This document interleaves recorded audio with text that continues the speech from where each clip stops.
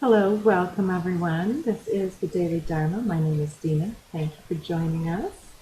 So this is a daily, Monday through Friday roughly, broadcast, just taking the energetic pulse of the collective to see where we're all at. And usually I start with my Sacred Geometry Activations Oracle deck here, the leaf on the bottom of the deck, number 11.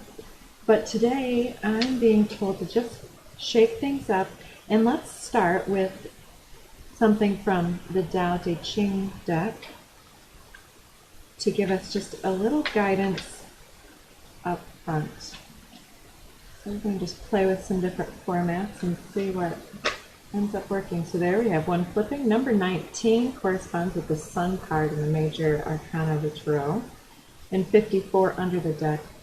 So let's read 54 first. Whoever is planted in the Tao will not be rooted up. Whoever embraces the Tao will not slip away. Her name will be held in honor from generation to generation. Let the Tao be present in your life and you will become genuine. Let it be present in your family and your family will flourish. Let it be present in your country, and your country will be an example to all countries in the world. Let it be present in the universe, and the universe will sing. How do I know this is true? By looking inside myself. So this is witnessing the element of the divine within your own energy signature, and by embracing that microcosm of the I want to say just the spark of life within you, the spark of curiosity or passion or romance or when I say curiosity and creativity, that spark that's evidenced in the energy signature that blooms possibly from the heart space. The heart, I believe, is the center, which is more I want to say more and less individuated than the extremities, the crown that connects to the spiritual essence and the root that connects to the earthly element, because the earth is so static and habitual and ingrained. It's something that because of the collective evidence we become distracted by the earthly practical matters, distracted by limitation. And in the cosmos, we become distracted by our intention and our belief structures and our preconceived notions and our desires and hopes and fears and anxieties. We have to make it through that fourth dimensional stretch before we get to the cosmic self. So the heart-centered truth that we can plug into is balanced between the two extremities. And it seems like quite a tangent there, but it's about that Lao Tzu saying about if you want to transform all of humanity from any vantage point, the best and the fastest, most efficient way is to transform all of yourself, to deal with all of your pain, because then as you approach the world, you transform everything that you touch exponentially. 19. Throw away holiness and wisdom, and people will be 100 times happier. Throw away morality and justice, and people will do the right thing. Throw away industry and profit, and there won't be any thieves. If these three aren't enough, just stay at the center of the circle and let all things take their course. So yeah, the two of them together talking about a lot of self-governance and self-actualization, radical acceptance of the beloved self, and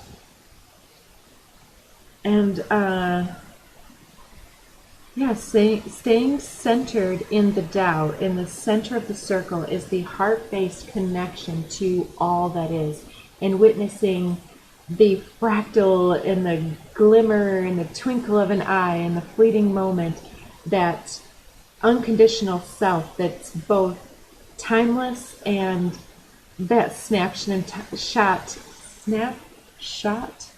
in time that can never even ultimately be repeated either. So it's I know that those are contradictions, but I feel like that's what we're being told, is that one polarity will contradict the other polarity, whether within the self, mind to heart, or practicality to hopes and expectations. Expectations versus reality has been coming up a lot lately, and choices and their consequences versus intentions and habit patterns and limitations.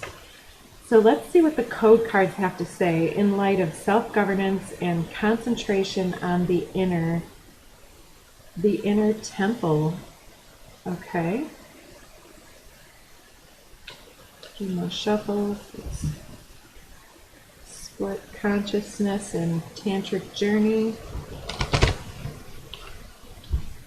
Just a couple more.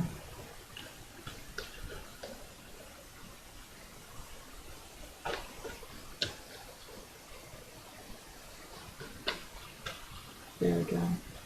All right, so now solar plexus on the bottom, the third chakra, right at the base of the lungs. So talking to me in the moment about how we breathe deeply and fully and reset everything when we're in that deep REM cycle perhaps, or deep meditation, that restorative breath where we're resetting the stress hormones in our system. If you can deep breathe, I think it's 2 minutes to calm stress, and then something more like a 5 to 10 minutes to repair and restore and reset going forward. But I mean, there's something else here about the day-to-day, like for instance, somebody who is a cigarette smoker, just to pick on y'all for a second. I remember when I was quitting, there was something that was this psychological tape of kind of helping you to unprogram, deprogram yourself from the reasons that we tell ourselves that we're doing this. So if somebody had said, hey, do you want to go stick your mouth around the tailpipe of a car and inhale carbon monoxide? It'll feel great, I promise.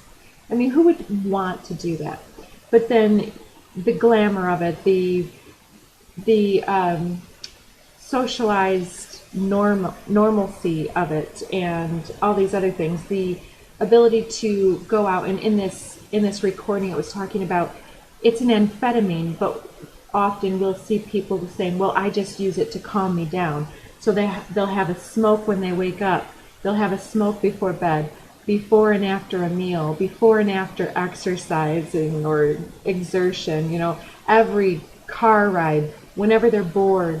So there's all of these triggers, and one of the triggers is, oh, I wanted to take a moment and just take a deep breath. And so the habit is to sit there and so what are you really doing? You're taking a moment for breathing, but you're inhaling toxins while you're doing it. So even if you're a non-smoker, take this as that symbol that we're conveying here. It's something that is counterproductive, counterintuitive, has been justified perhaps.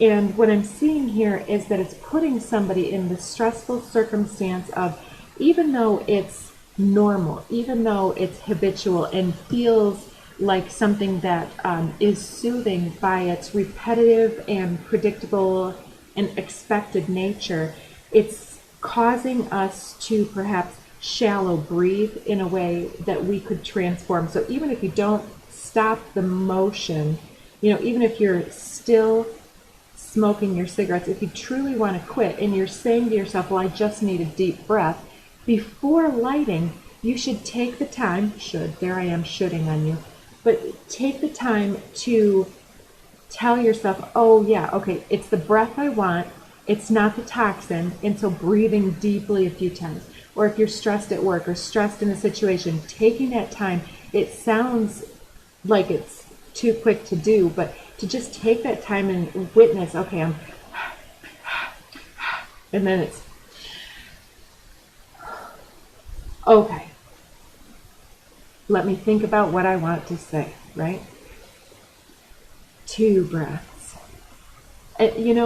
Take the pause. There's something that when we're in the solar plexus and in that shallow breathing, the breath tricks the heart into a faster rhythm to support the filling and expelling of breath in a rapid pace. It increases the pulse, it increases the blood pressure, and this ultimately creates a stress response in our energy and in our bodies that may become predictable, exciting, and may take that focus and momentum. Like maybe you're addicted to exercise, which seems so healthy in the moment, but is it true exercise, or is it going too far, or something like this, right? What's behind this?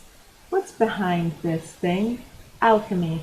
So I do feel like it's something that we may be biochemically used to, some type of a stress-inducing thing or way of being or emotional tie or ties to some type of association, free association. And biochemically, it's just like the brain associates a certain response with a certain action, which is prompted or preempted by a specific trigger. So the trigger, then the go-to feeling, the go-to predictable soother, and therefore the repeating cycle of actually trying to soothe and self-care with something that is not healthy. So taking that into account, mind, body, and spirit. So what do we have here? Merkaba. Yeah, the energetic sphere that surrounds you. Frequency of Merkaba supports our ability to use our consciousness to traverse into other layers of reality and dimensions. It activates our access to our Akashic inheritance as well, merging the totality of our experiences into our present to serve our highest purpose. And I often talk about how the biochemistry of the human is materialized through the contribution of the father, but ultimately through the host of the mother. Her biochemistry is the origin story of your biochemistry. Whether or not you persisted and were nurtured thereon from birth from that same individual, there's physical biochemistry linking different things such as mental health. And not saying that you're, let's say, mental case. Don't become triggered by things like mental health, because, we've all dealt with things like guilt or shame or longing. We've all dealt with highs and lows and stress and anxiety. And these things, when we are not processing them correctly or completely, maybe glossing over or staying distracted or using things such as habit patterns like smoking or whatever else it might be, or just YouTube, right? Let's pick on an easy one. We're all here on YouTube.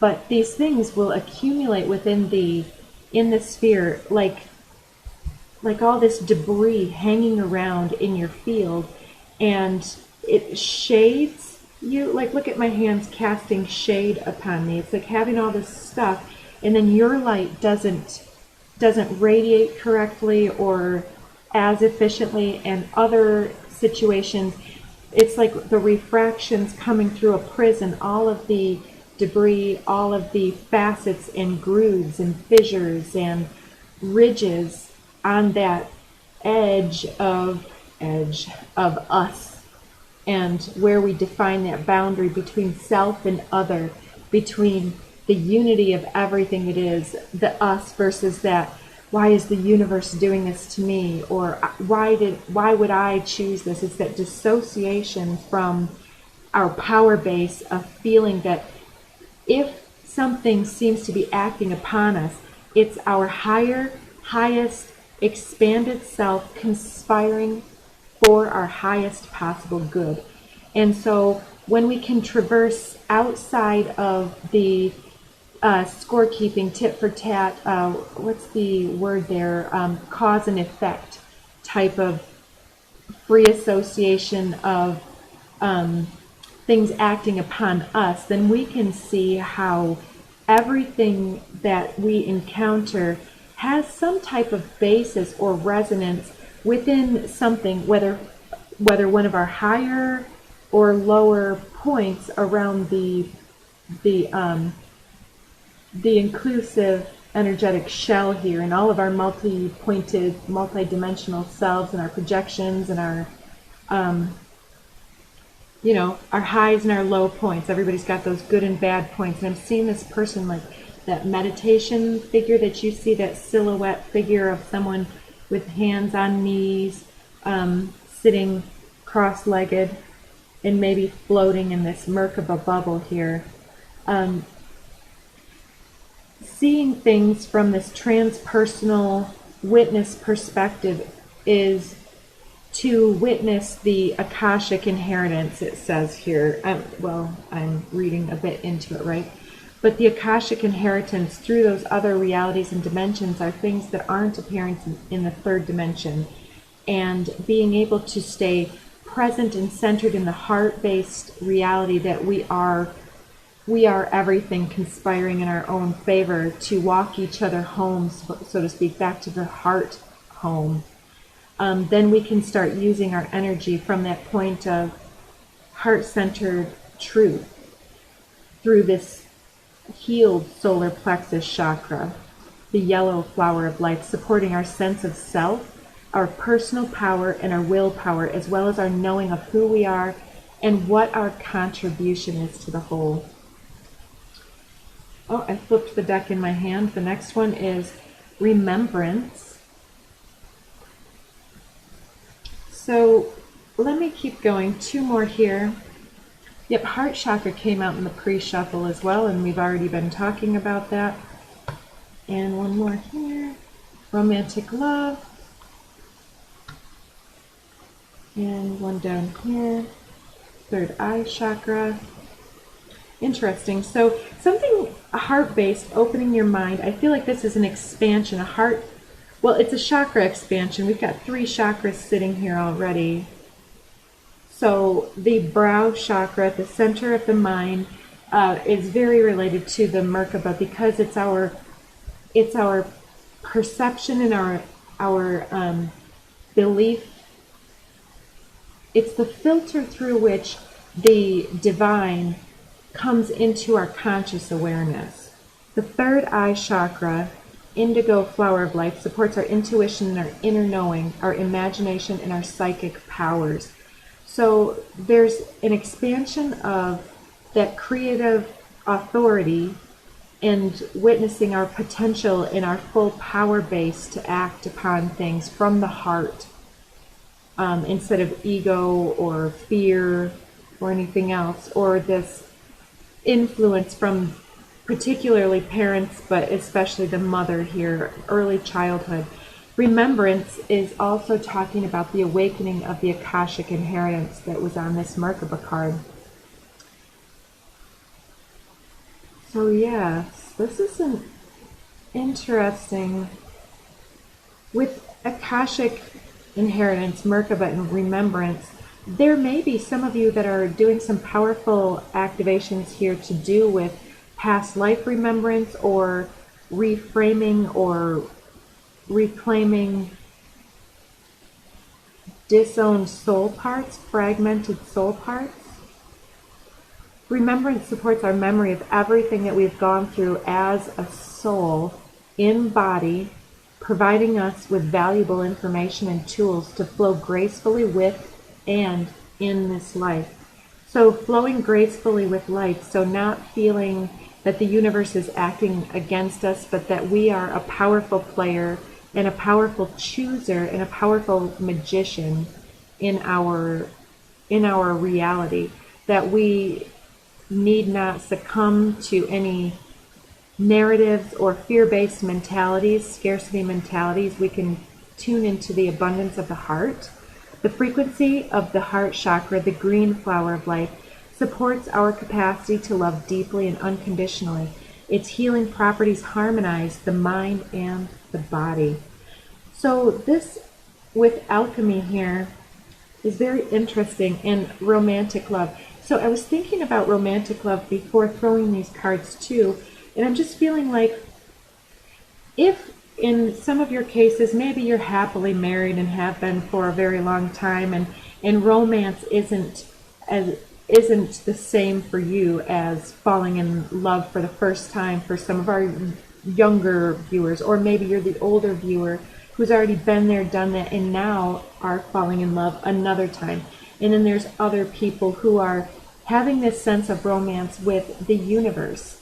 It's this awakening of trust, belief, and co-creation with the universe and with others. We've had a lot of group energy. So splitting this deck for another shuffle, the Beloved and the Holy Mountain coming up. Very nice. So beloved and romantic love, we've been getting radical acceptance. The Beloved, I believe, is that card as well in the last few. So this may definitely, for many of you, have to do with somebody that's a soulmate tie, somebody that is awakening something within you. And it doesn't always have to be romantic, personal, one-on-one, but it can be, I keep saying this over and over, but it can just be, well, let me just read this one too. The frequency of romantic love supports our journey to feel whole and complete through the experience with and the reflection of a conscious lover. And so conscious lover doesn't need to be a physical, intimate, you know what I'm saying. It doesn't need to involve sex just because we have a lover, but to be held and to be loved in the heart space, to have that conscious connection with another individual, even if it's a stranger, in the moment, and having witnessed someone having a rough day and offering them a smile and seeing them light up. The experiences that we have in reflecting each other and coming back into empathetic, conscious identification with the trials and the urges and the longings and the fears that link us all with the messy parts of other individuals, that humble us and allow us to be a very active member in the healing of other individuals and helping them to declutter and deconstruct and cleanse and purify their auric field just by piercing through in that moment with what eye contact and a gentle smile and saying, I see you, I've been there, we've all been there. Don't feel like you are the one that's out here alone and that there's never anyone here for you, because it's the debris not allowing others to see you fully, you not allowing yourself to see others fully, or not being capable in the moment. So then we have the first two cards popping out, the Me Tax and Fool's Embrace. So we said that about cleanse, purify, detox, the residue. This talks obviously a lot about self-care, connectivity with water, and either swimming or bathing, even more so than showering, because the immersion in the water allows the full penetration of the water element through the pores and helps us to truly detox and to hydrate in a different way, because many people are walking around chronically dehydrated. Repairing body, mind, spirit. So Me Tax also is telling me with this Remembrance in the Merkaba that we have to regularly re-look and rediscern the mental accumulation and the mental debris that takes up resonance, the fear complexes, the old anxieties and old insecurities that may crop up and kind of sneak into conversations. We can check ourselves and become accountable. Others can kind of help us with that conscious lover. Somebody like our kid might be like, you know, when you say that, I feel like you're trying to shame me or something. Or the parent can say, I hear you saying that, but you're acting like I never buy you anything. When, if things were reversed, I think that you would say that a different way. I understand you're a kid and you're asking, but from a parent's perspective, there's no need to be manipulative. Good try, though. And just calling them to their attention and saying, hey, I see what you're doing here, but, I'm lucid, and I've already transmuted the fear of being betrayed or manipulated here, and I see it when it's happening, and so I have detoxed and released my fear of being perhaps taken advantage of, and now and heart, home, compassion under the deck that we already talked about. So I'm feeling like this is something that we've perhaps become accustomed to, is taking pain inside of the self in the past and transmuting it by ourselves, solo, I want to say. And that chakra activation that I keep talking about with this shimmery, iridescent rainbow essence here, it's as though, I'm kind of seeing this detox as that immersion in the bathtub or going into the water swimming, and then when you first come out of the water, it's the air and the water evaporating from the skin causes the body to get quite cold unless it's really hot out, right?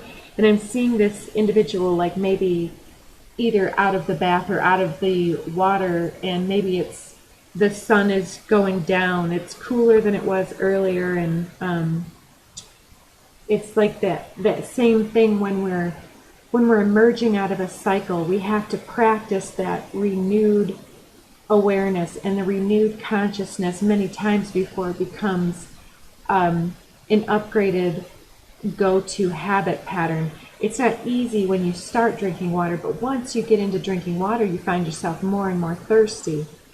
And so it's the same way when we're shedding those old layers of self, shedding those old fears or anxieties. It takes a little bit of transmutation to say, you know what, I really don't want to suck those toxic carbon monoxide fumes and the nicotine.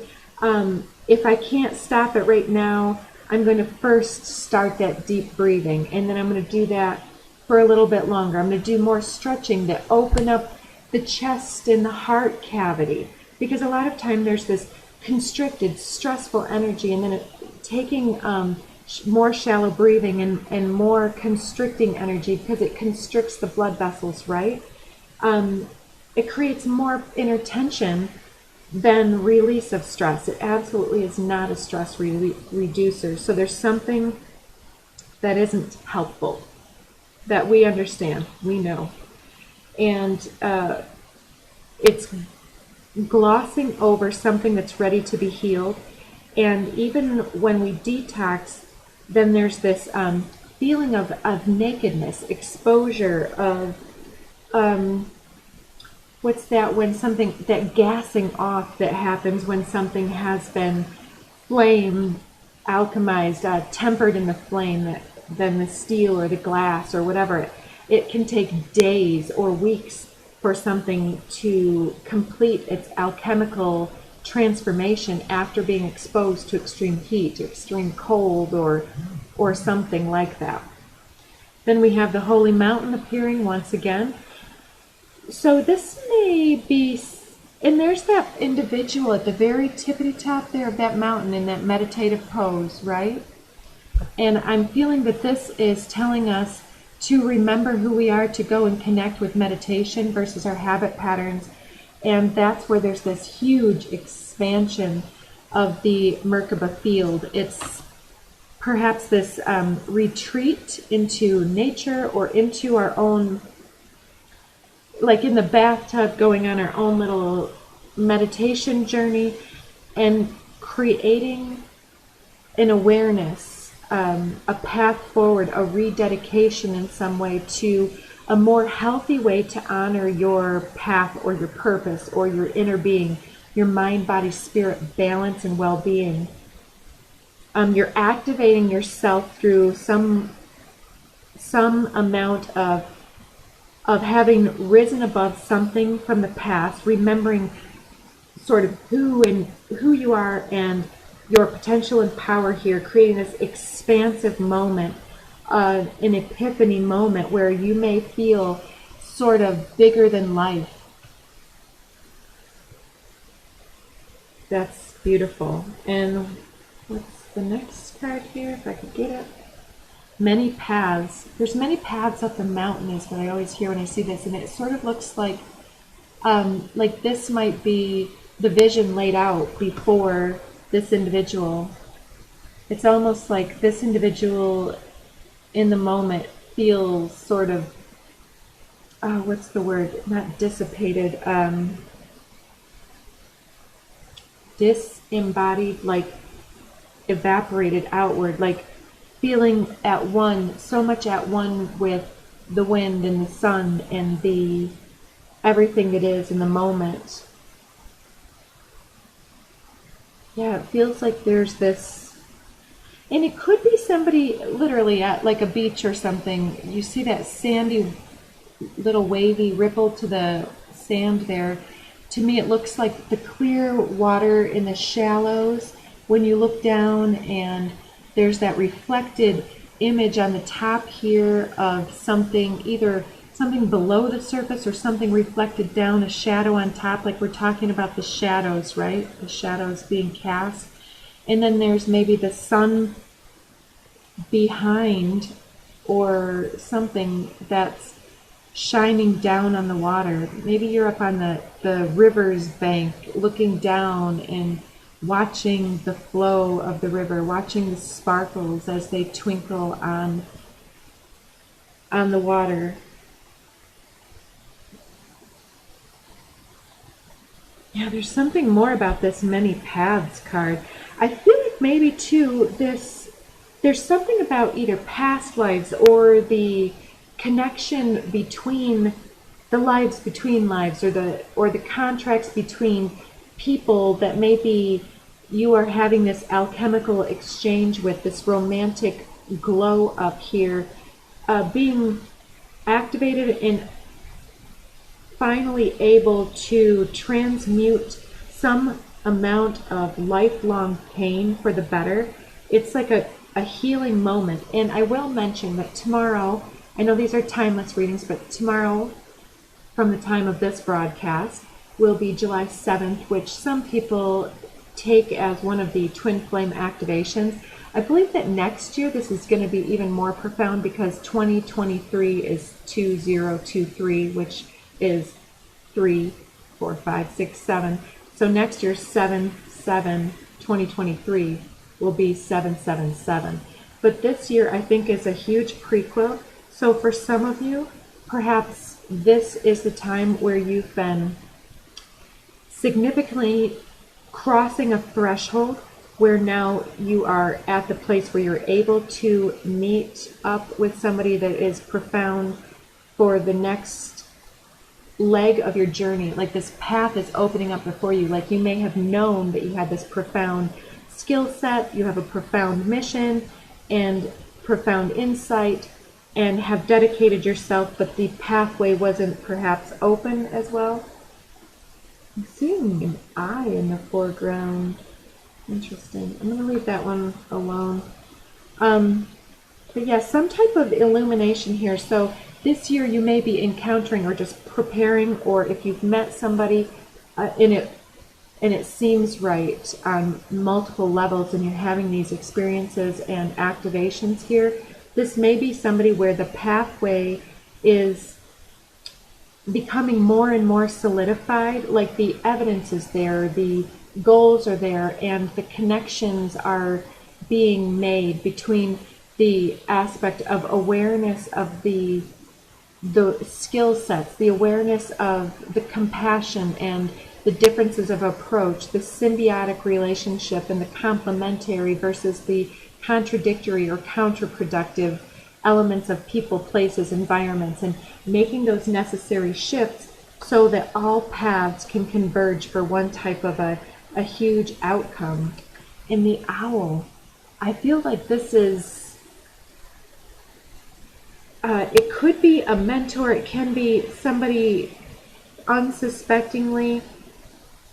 In the eyes, I feel like that is the eye perhaps that's coming through with this many paths. Like maybe there's this vision where in your meditation or along your nature path you see possibly some type of bird, but maybe an owl. But I'm seeing this more as it can be whatever animal speaks to you, coming through the moment of awareness, actualization and activation here, where there's this moment of clarity and insight of the way forward, the way that it all fits together, and letting others be as they need to be, and then taking back our power in the moment by looking within ourselves and releasing ourselves from some type of bondage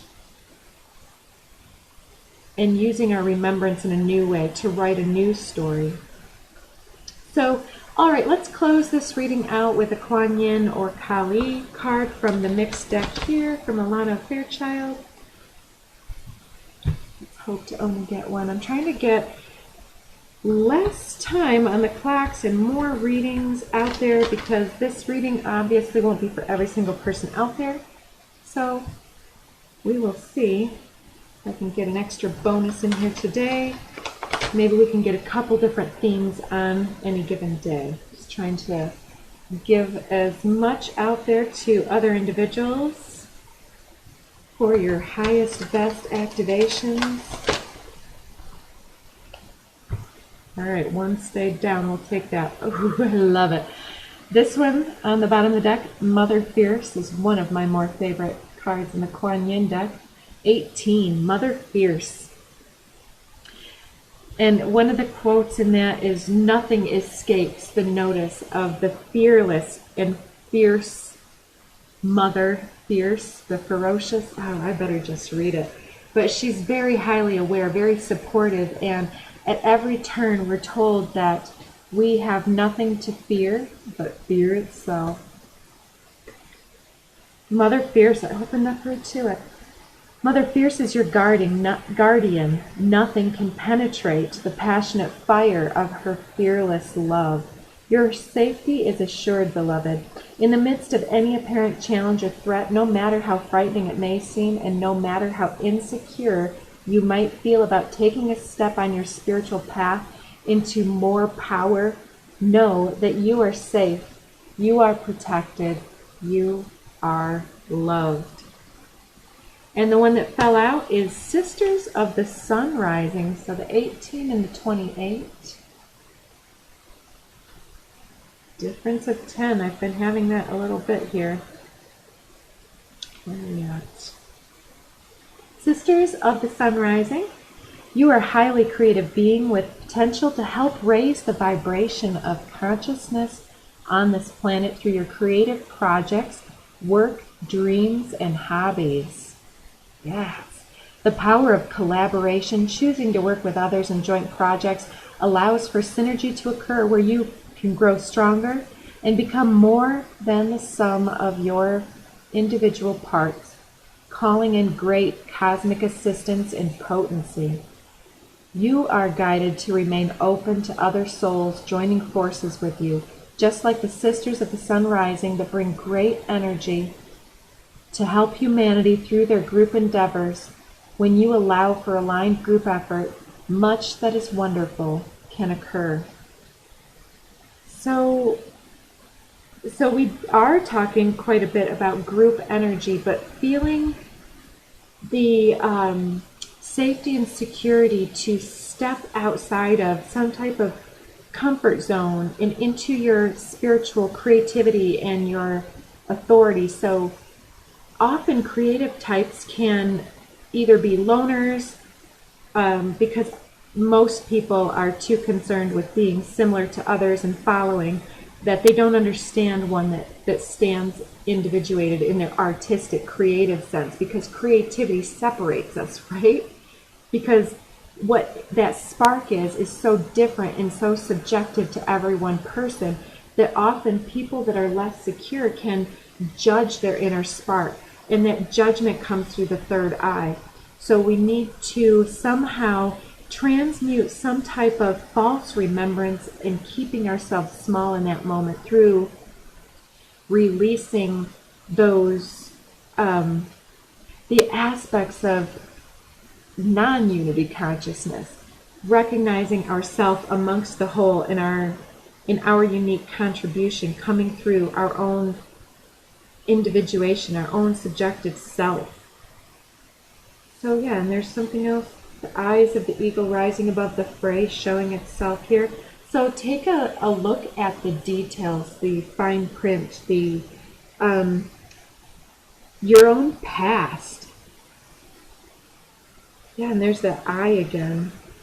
And he's so energetic. And the eagle and the owl here too. You may have air in your chart, or you may see many birds around your home. And that's the 18 card, as well as the Mother Fierce is the 18 card. Okay, so we'll just summarize to say that it does appear that we're breaking through some type of a hermiting loner phase and working our sense of healthy self-pride and self-expression back up into the forefront, where we are raising our gifts to the forefront in our Akashic inheritance, as well as talking about those gifts that may have come instinctively through other lifetimes perhaps, or impulses or gifts that seem to be something that we're super good at, that we were born with, that we don't have a basis for knowing or learning in this lifetime, but we just know it, and it's here to be activated and to be trusted and to be used and leveraged into helping humanity to also reach higher and further than they have before. So good luck with all of that.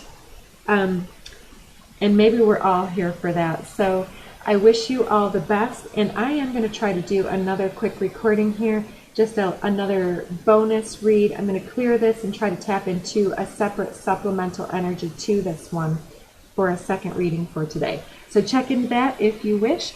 Otherwise, we'll see you back real soon. Thank you.